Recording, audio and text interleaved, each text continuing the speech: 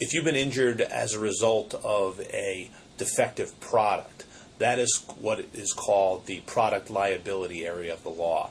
And what the law says is that if you are a manufacturer or seller of a product and that product is defective in some way and causes injury, you're going to be responsible. The manufacturer and the seller are going to be responsible for the damages.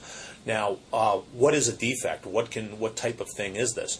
Well, if you have a manufacturing defect, that is one way that a product can be defective, and that's typically something if it breaks, maybe there's a weld that didn't get put on correctly at the factory, and that weld gives way to cause an injury. Now, also, you can have design defects, and those are situations where you might have a product that is manufactured correctly, it's perfectly okay, but it could have been manufactured in a better way so that it didn't cause an injury. And usually in a situation like that, you would go through and evaluate the product and see what the different alternatives that were available to the manufacturer and decide, well, why didn't they do it this way, the safer way?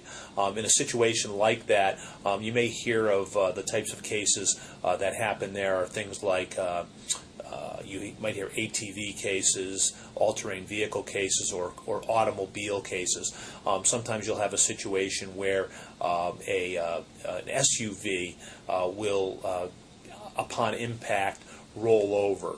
And it may be there may be evidence that it could have been designed better so that it could withstand a side impact and not roll over. And evidence would be put forward to show how the design could have been better and could have prevented the injury.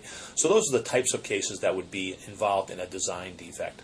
The important thing on a product liability, if you've been injured as a result of a product, is to basically get an attorney on very quickly. One of the things that's really important from my perspective is to secure the product, save the evidence, get it evaluated, and see whether you have a case or not.